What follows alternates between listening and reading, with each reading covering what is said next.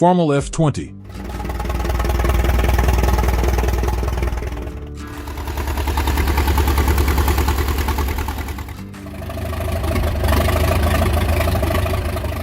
In the early 1930s, America was reeling from the Great Depression. But in the midst of the hardship, an agricultural icon was born, the Farmall F-20, manufactured by International Harvester from 1932 to 1939 in Rock Island, Illinois.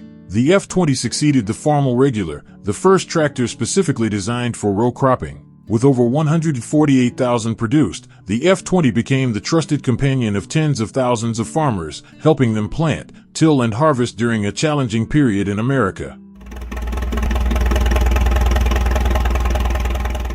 The F-20 used a 221 cu water-cooled, four-cylinder engine. With about 28 horsepower at the belt, it was powerful enough to pull two 14-inch plows, the gold standard of the time. The engine ran on both gasoline and light diesel, making it ideal for the fuel shortages of the 1930s. Equipped with a 4-speed, 1-speed, sliding gearbox, the F-20 offered simplicity and durability. Farmers could choose the appropriate speed for both tillage and hauling, with gear ratios that maximized the torque from the engine. Although it did not have integrated hydraulics like later models, the F-20 still allowed for mechanical lifts, which was in keeping with the technology of the time and was extremely easy to maintain. The F-20 had a belt-driven PTO shaft, allowing it to operate a thresher, water pump, or corn grinder, equipment common on farms at the time. This is how this tractor helped mechanize most farming operations. At 140 inches long, 86 inches wide, and weighing in at 4,400 pounds, the F-20 was no small machine, but it was incredibly maneuverable thanks to its tricycle design, two front wheels close together. This design allowed it to maneuver through tight rows without damaging the plants. The tank held up to 21 gallons, ensuring a full day of work without having to stop for fuel, a valuable commodity during the hard labor of the day. The F-20 originally had steel wheels, but after 1933, farmers could choose pneumatic tires, which were smoother, less damaging to the ground, and easier to maneuver on the road. The Farmall F-20 was more than just a machine, it was part of the soul of rural America. It saw every harvest, every cold winter, and every step forward in agricultural innovation. In many rural areas today, you can still see an F-20 sitting quietly in a barn or on display in a museum. With its distinctive red paint and tall, lean silhouette, it is a reminder not only of technology, but also of the will, determination, and resilience of a generation of American farmers.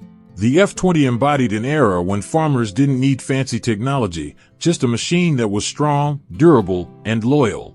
And the Farmall F-20 did just that, day after day, building sturdy farms from the Nebraska prairies to the Iowa cornfields. If you, like me, lived through that era, you'll understand why the F-20 was more than just a tractor. It was a symbol of hard-working America.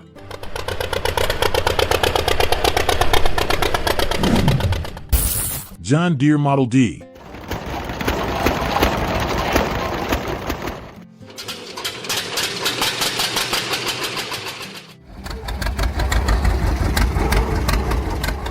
In 1923, John Deere, famous for its steel plows, officially entered the era of mechanization with its first fully mechanical tractor, the John Deere Model D. The Model D was more than just a machine, it was a revolution, the first tractor to carry the John Deere brand and be designed and manufactured by the company itself, starting at its Waterloo, Iowa plant. From 1923 to 1953, more than 160,000 Model DS were produced, an incredible number for the era. For 30 years straight, it served the average farmer, without hustle, without complexity, simply, durably, and faithfully. The Model D was equipped with a 2-cylinder, horizontally opposed engine with a displacement of up to 501 cu since 1927. This was a powerful hit-and-miss engine, with a characteristic pop-pop sound, very familiar to the ears of farmers at that time. It could run on gasoline, light oil, or kerosene, helping to save costs and be flexible in fuel shortage conditions. Initially, the D had a 2-speed gearbox, and in 1934 it was upgraded to 3 forward and 1 reverse. Each gear had a purpose: slow gear for plowing, fast gear for carrying goods or moving. Not fast, but powerful and almost never betrayed. The Model D was born before the popularization of hydraulics, but could combine well with mechanical lifting equipment. For farmers at that time, just enough traction and stability to plow all day was more than enough. The D features a rear PTO shaft and belt pulley, allowing it to run equipment like the thresher, corn mill, and water pump.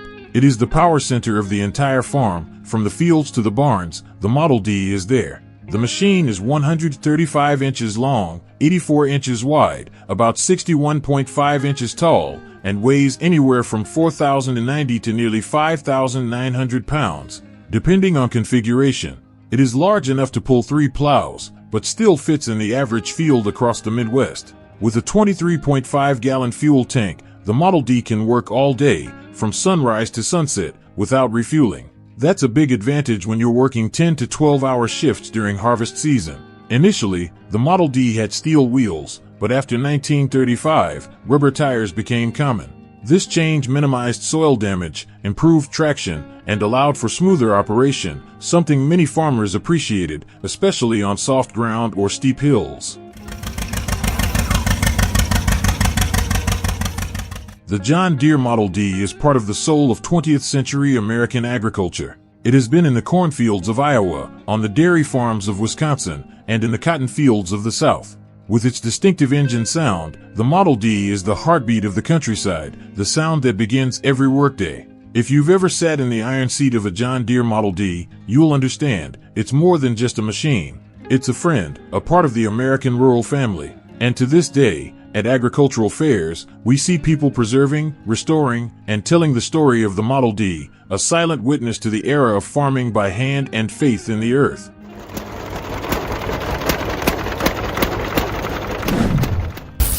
Allis-Chalmers WC.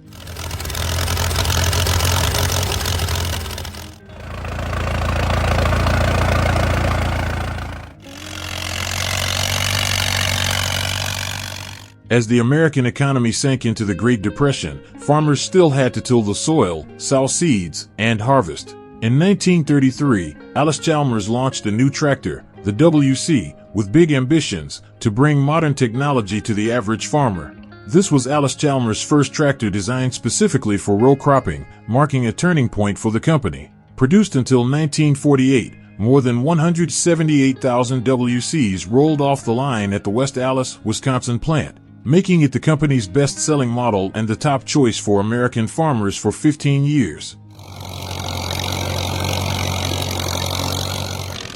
The Allis-Chalmers WC used a 201 cubic inch 4-cylinder engine with a square design. The pistons had a diameter and stroke of 4 inches. This provided consistent fuel burn and durability over the years. In particular, the WC can run on gasoline, light oil, or alcohol, which is extremely useful during times of fuel shortage. With a 4-speed forward and 1-speed reverse gearbox, the machine allows the driver to choose the speed for each job, from heavy plowing to light running on the village road. The transmission system is simple, has few breakdowns, and is easy to repair, true to the spirit of firm steering, steady harvest. The later version is integrated with Power Lift, a semi-automatic mechanical lifting system, allowing to control tractors such as plows and harrows with just one lever operation. No need to take your hands off the steering wheel, a big improvement compared to previous models.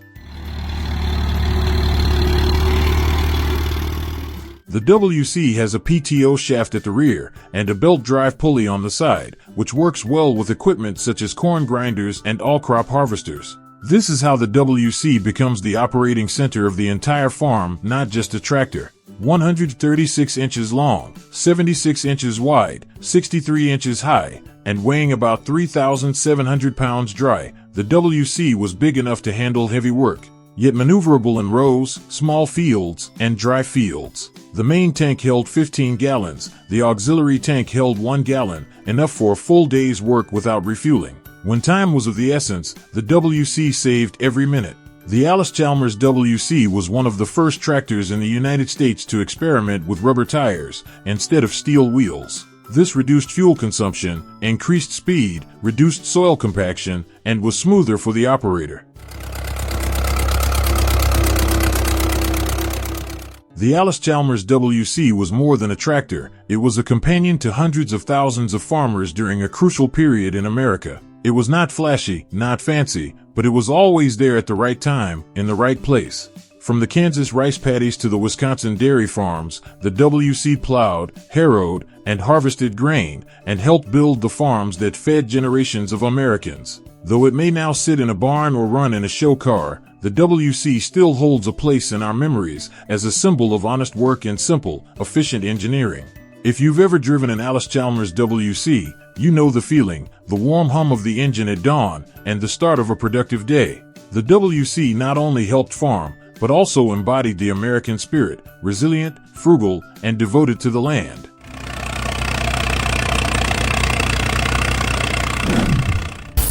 Massey-Harris Pony.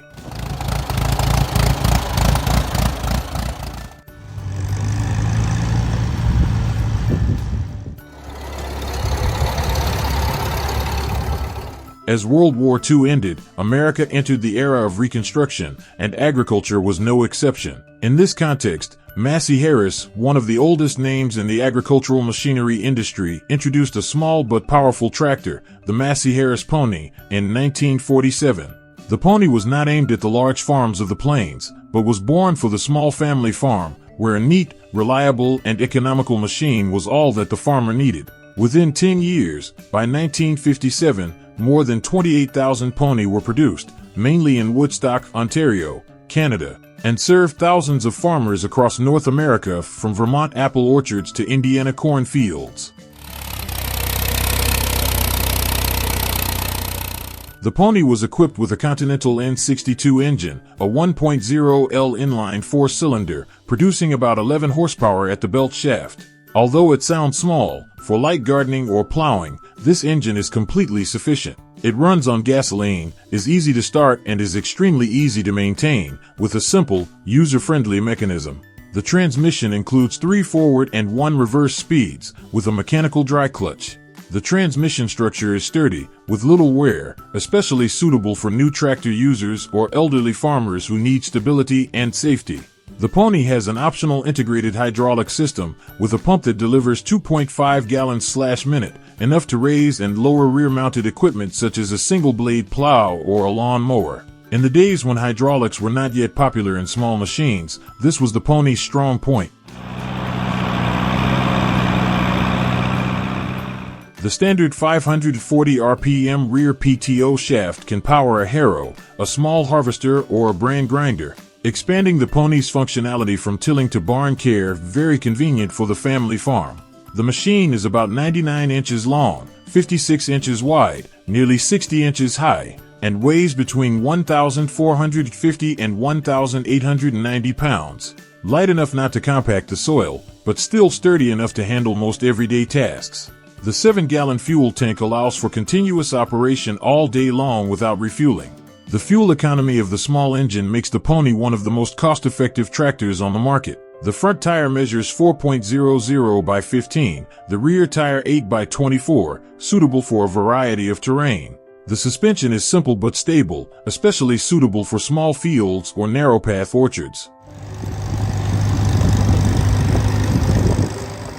The Massey-Harris Pony is not as noisy as a 3-blade plow, not as powerful as a heavy-duty diesel, but the Pony is durable, light, and dedicated, qualities that American farmers always cherish. It was the first machine for many families, a faithful companion through the rainy and dry seasons. The Pony never complained. With a little gas, oil, and a caring owner, it served for a lifetime.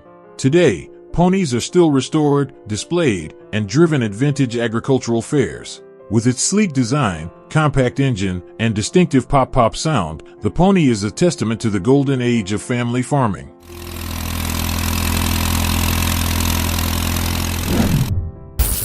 Case Model L.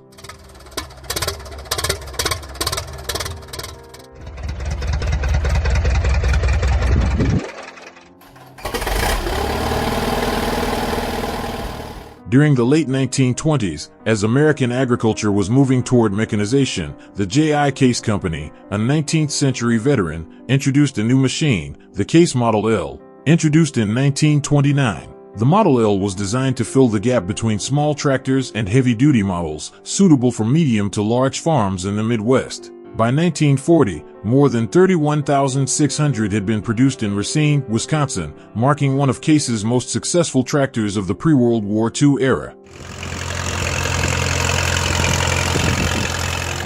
The Case Model L was powered by a 403.2 cubic inch, liquid-cooled, four-cylinder engine that ran on distillate fuel, a cheap light oil at the time. Power was rated at 32 horsepower at the drawbar and about 45 horsepower at the belt shaft, enough to pull three 14-inch plows, a feat for pre-1940 farming. With a 3-speed, 1-speed transmission, the Model L allowed for versatile operation in the field or on country roads. The drivetrain was mechanical, durable, easy to repair, and ideal for the home farmer. While early models did not have integrated hydraulics, many Model LS were equipped with custom mechanical lifts. In those days, high pulling torque was important, something the L provided well.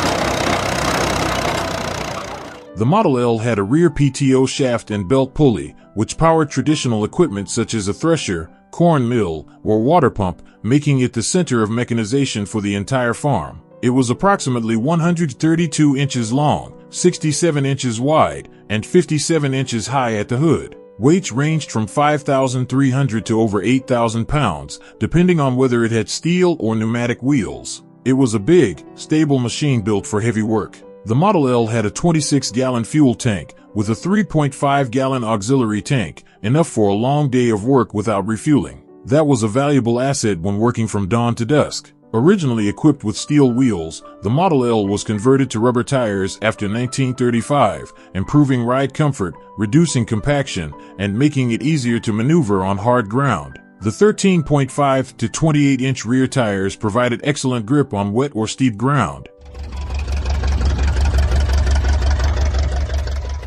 From the wheat fields of the Dakotas to the cornfields of Nebraska, the Model L was a quiet giant. It was the first tractor many fathers bought after selling their cows or their crops at the end of the year. It didn't just pull dirt, it pulled hope, hard work, and a future. Today, the Model L still appears at vintage tractor shows, restored by hands that love the craft and hearts that cherish the past. With its distinctive gray-orange paint job, the Model L still stands tall as a testament to the time when Americans built farms with machines, sweat, and faith. If you've ever sat behind the wheel of a Case Model L, you'll understand, it's more than just steel. It's a piece of American agricultural history, a witness to vast fields and a time of hard but proud farming. These tractors didn't just sow seeds, they sowed a nation. Every roar, every turn of the iron wheels, every furrow turned was a step forward in a growing America. Farmall, Allis-Chalmers, John Deere, Massey-Harris, Case. Each name is more than a brand, it's a part of the childhood, a part of the memory, and a part of the soul of millions of Americans. If these machines were present on your farm, tell your story. Let your children know what your grandparents left behind was not just land, but pride. Like, subscribe, and leave a comment below. Which tractor have you worked on? Which one of these is most memorable to you? And if you love the machines that built America, help us spread the legacy. Thank you for spending time with us today. See you on the next journey.